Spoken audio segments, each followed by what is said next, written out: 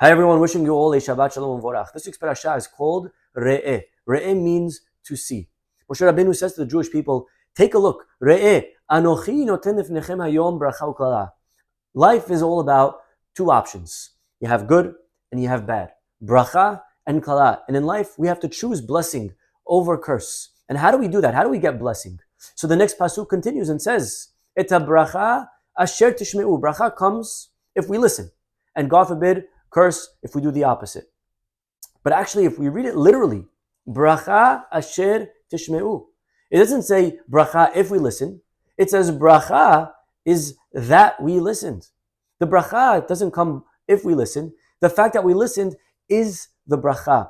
Let me explain with an example. You know, your child, you want them to go to the dentist, they don't want to go. But you tell them, if you go, you'll get a prize. There's a little treasure chest in the corner, and you get a prize, you get to pick. Now imagine you saw a 40-year-old coming out of the dentist's office, and they walk over to the box and say, all right, doc, what prize you got for me? Right? You would laugh. Why would you laugh? It's funny. It's funny because the 40-year-old should really understand that the prize is not needed. That's an incentive because a little kid doesn't understand really what the real prize. The real prize is having good teeth. That's the prize. Having good hygiene. Dentist, that's the reward. The reward is going to the dentist. I shouldn't need on top of that something else, right?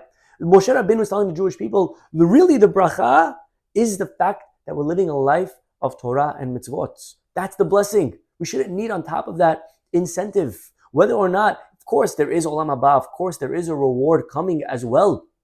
But ultimately, the greatest reward is asher tishmeu, the fact that we're listening, the fact that we're following the Torah from the word morah. Morah was a teacher. A teacher, the Torah is a teacher. It's a compass, it's a guide of how to live a life of happiness, of success, of purpose, of direction, of meaning. People that have no Torah in their life, it's empty. They're going through life empty. There's nowhere, they don't know where they're going.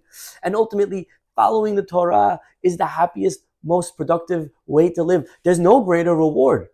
Habracha is asher tishmeu. The bracha is listening. And yes, that means that sometimes there's going to be laws.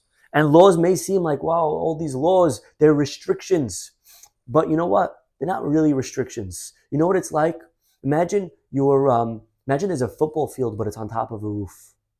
How would you enjoy playing football on top of a roof? You fall down, you're dead. You can't enjoy the game.